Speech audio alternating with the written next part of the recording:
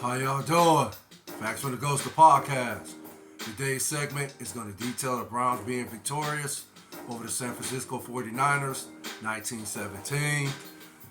And this game, which basically started out as, I guess you want to say, both teams declared war on each other. That makes sense. In the pregame warm-ups, I guess Debo Samuel was dancing, around the Browns sideline. I mean, I saw it, but from what my eyes was telling me, it seemed like he was just taunting the Browns, if that makes sense. I didn't see any. I mean, yeah, I guess it could rub somebody the wrong way when a guy is running, to your sideline or wherever they were at. I'm trying to remember where exactly the confusion took place and how it ended up escalating into, not a fight, but a scuffle. There we go. It was either Debo Samuel ran to the sideline and started, dancing, taunting the Browns, and one of the players got upset about it. Of course, they, pushed him, and then, that's when the scuffle, it wasn't even really a scuffle, but that's when a scuffle happened. And then, I want to say his name was Trent Walker. I could be wrong about that, but he came over and, diffused the scuffle, if that makes sense. So, automatically, that pretty much hyped both sides of, the opposing teams. It hyped them up to where now we ready to play football. So, yeah, the game, when it started out, it was kind of like, I guess you could say it seemed like the 49ers were going to dominate like they have been, 5 games in this season. But, and then, what's that, the quarterback for the Browns, and he's been in the league for a minute. He's actually had success in the league. If you recall, he played with the Panthers, and he had minor success with them. His name is P.J. Walker. And, yeah, the Browns acquired him. I guess they acquired him this week. And, yeah, so he had reps with the team. So, it wasn't like last game where they threw, what's his name, Dorian Thompson-Robinson in the game, and he had no reps, and the Browns was alerted at the last minute that Deshaun Watson wasn't going to play the game. So, they had to put him out there. And then, of course, we all know how that story ended with DTR. He had a horrific game. So now the Browns actually did what they should have did in the beginning of the season when I got a veteran quarterback. This I'm assuming they acquired him this Monday. Okay, but now we get to the game, and it seemed like, again, the 49ers are going to dominate, and P.J. Walker was just, looking rusty. He was looking rusty. I think he threw a bad interception. And I think that put the Niners in position because they already had scored.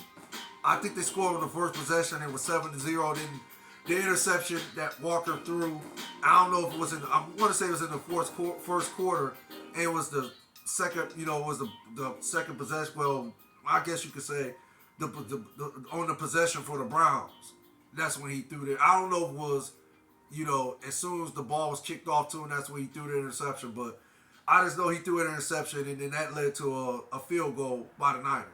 But then the Browns got a touchdown in the second half, and, okay, now we got a ball game, 10-7. And then going into the third quarter, the Browns, I believe they tied. Yeah, they tied. I want to say they tied in the third quarter.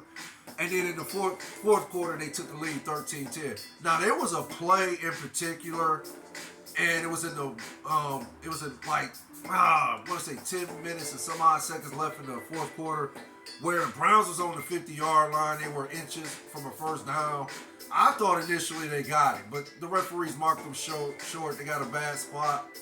And the Browns, had a chance to either go for it or, punt the ball away, which I think it was a smart decision by Kevin Stefanski, by the way.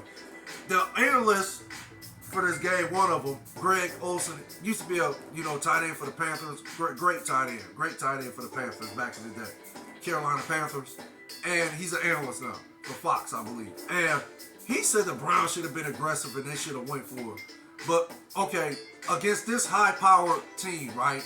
This high-powered offensive team like the 49ers, the ball on the 50, fourth and inches, No, you don't do that. You don't go for that. I'm sorry. Not on the 50-yard line. You don't do that. I'm sorry. Not on the 50-yard line. At least me personally, no, I'm not going to do that. Not with against a team like that, the 49ers. No, I'm not going to go 4th and inches. They stop me. Now they got the ball on the 50-yard line, and now they can go down there and potentially get a touchdown that might be the potential game-winning touchdown. That makes sense. In the 4th quarter of all quarters too. Okay, so I think Kevin Stefanski made a smart decision there to punt the ball and, leave it up to his defense to hold the Niners, which that's what they did. They held them. And then, of course, the Browns get the ball back, and then P.J. Walker threw another horrific interception that almost led to a touchdown, and then eventually the Niners did run it in for a touchdown. And that gave the Niners, I believe, a 17-16 lead.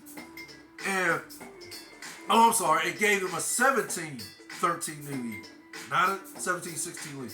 The Browns ended up getting another field goal, and they also had a chance. I think Greg Olsen again was saying the Browns should have went for it, but the Browns made no smart decision and kicked the field goal. And that, that's when it trimmed the lead for the Niners, 17-16. And okay, now this is where the drama takes place. This is where the excitement goes to another level, if that makes sense. Because the Browns ended up stopping the Niners again, I believe, and then they got the ball back, and then of course they kicked the field goal.